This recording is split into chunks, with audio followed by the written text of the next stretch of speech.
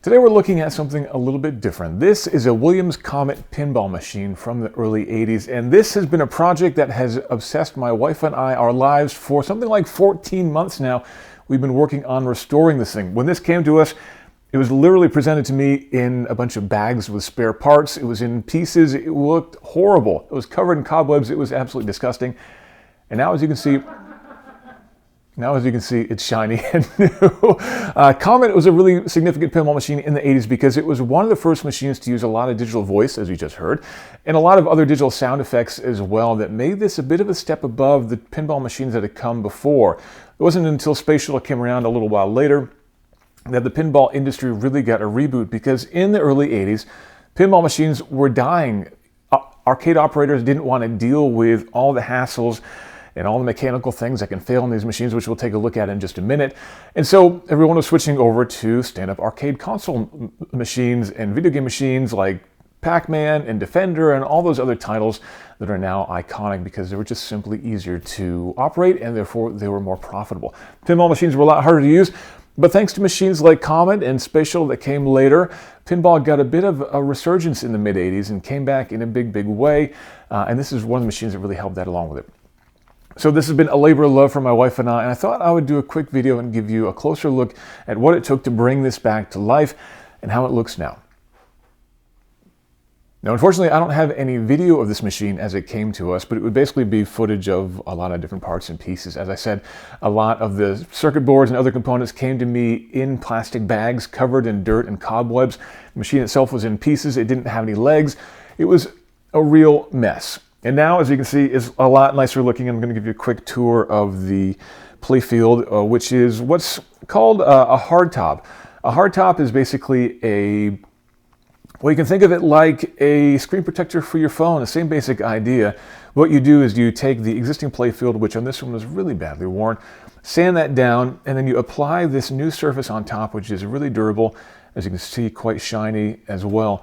It gives a protective layer, but also refinishes this Playfield to make it look basically like brand new. And in some ways, it's actually better than brand new because it's far more durable than the Playfield was in the first place. Putting these on is a really difficult process. It takes a lot of work. It's really challenging to get that prep perfect so that you can lay this down in one shot, because you only have one shot, unlike a screen protector for your phone, which you can peel off and throw away and stick a new one on for a couple of bucks if you really make a mess of it.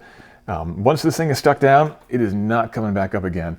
And so you've got to get it absolutely perfect. And so it was many hours of prep just to get that surface down, on top of taking all these other plastics and controls and ramps and everything else off to make that look good. I'm going to pull the glass off now so we can take a closer look.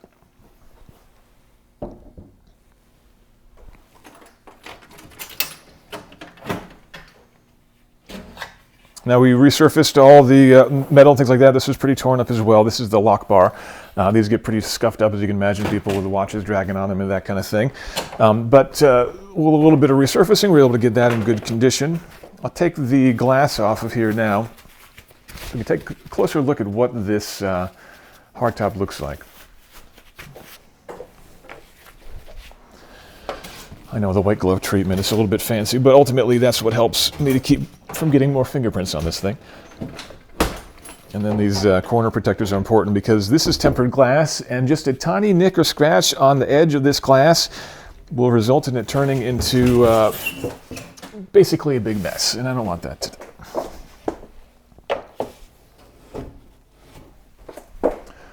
All right, so now that's off. We can take a closer look even at the plastics underneath here, and you can see again just how shiny and perfect everything is. New ramps here. I actually 3D printed that ramp in the back there.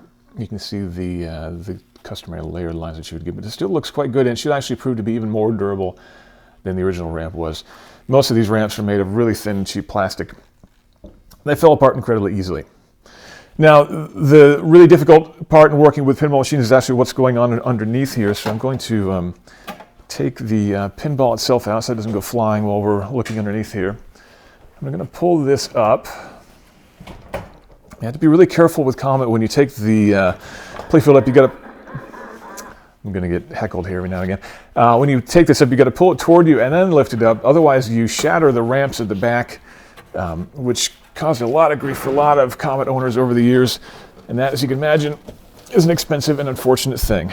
And this was an early Playfield, which doesn't have a lot of support here, so it just sort of precariously rests here. I'm trying to get this set. Okay. Now, this is the underside of a pinball Playfield, and as you can see, it's a bit of a mess. Let's take a closer look here with the GoPro. These are all the wires and everything that keep a pinball machine running. And this is a pretty simple machine in the grand scheme of things. You can see we've got different controls and switches and, of course, plenty of lights. But there's very few mechanical things in this machine compared to a lot of the tables that came later. More complicated machines with more flippers, with more levels, ramps and subways and under Playfield, things like that. But you can get an idea of what it takes to make these work. These are some switches here that handle the rollovers for the numbers in the back.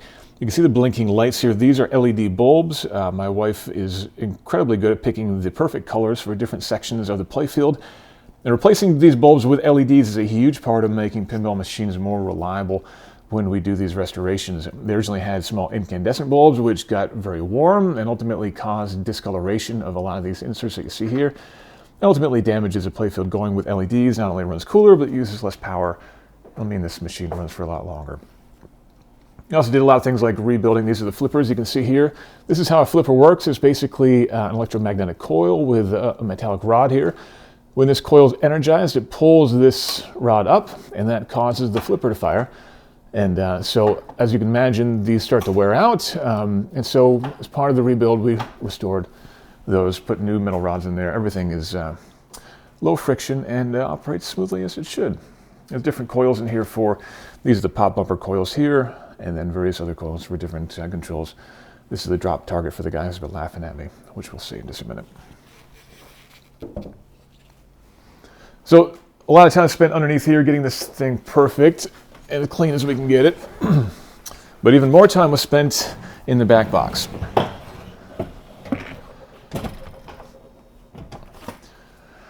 So this is the back box up here. This is where basically the brain of the machine lives, behind this back glass. The back glass was pretty destroyed when we got it too, so this is a new back glass to replace that. But we'll take this out and take a closer look at what's going on in here. You'll see some dated 80s circuitry. This lifts out, and this is very fragile and precarious. I'm going to set this over here as well.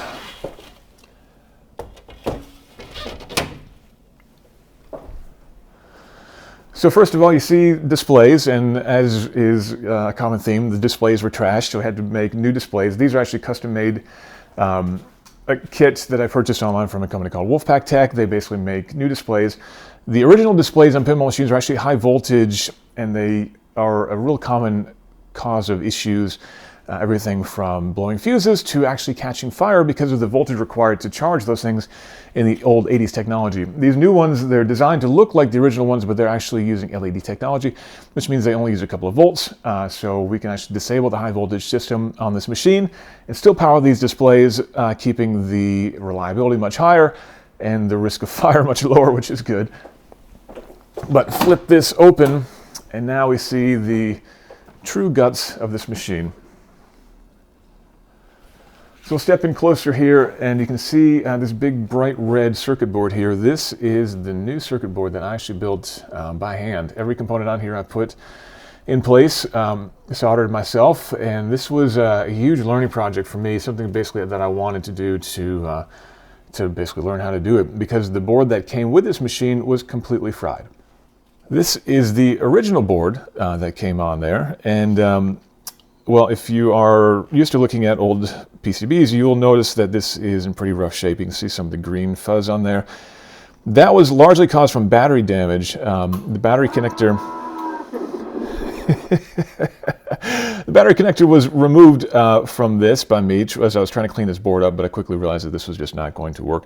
What happens is batteries, these use AAA batteries to keep high scores and things like that. Those batteries leak, and they ultimately destroy your Playfield. So if you have a older pinball machine like this that has AAAs on the circuit board, take those out immediately. Make sure you replace them regularly, or better yet, replace them with something that either remotely moves the batteries off of the circuit board, or install something like an NVRAM kit, which will basically mean that this can store its settings and your high scores without relying on actual batteries. But that is what ultimately caused the downfall of this, plus some other high voltage stuff. There were some components on here that had been blown off of the board with holes smoked in them. I don't know what happened to this thing, but it had a really rough life. And I'm sorry to say it was not something that I could save. And so that brings us back to the new board here, which is from a custom design from a gentleman by the name of, his username is Dumbass on the Pinside forum. But I assure you that that username is not accurate. He's an incredibly intelligent person to design this board. And then basically I bought all the components to put on there myself. And this has a lot of extra protection on here, extra fuses and things like that, which will help this run, plus extra diagnostic stuff too. So really happy with how this came out. Between that, also rebuilt power supply, which is here. This is what provides the power to keep the whole thing going. That's all been rebuilt, recapped. These capacitors that you can see here, they get pretty old and they die after a number of years. This pinball machine is about 40 years old. And so all those came off, and everything else you can see here is fresh and new and operational. So there you go, a quick tour of our Comet pinball restoration that's been obsessing our lives for the past 14 months or so. This is perhaps not our favorite pinball theme of all, but it has been a really fun project to take this from literally a bag of parts and to bring it into something that looks practically as good as new. We tried to maintain as many of the original parts as we could, obviously replacing the ones that we had to. And honestly, I'm really proud of the result that we've got. And now the only thing left to do is to play.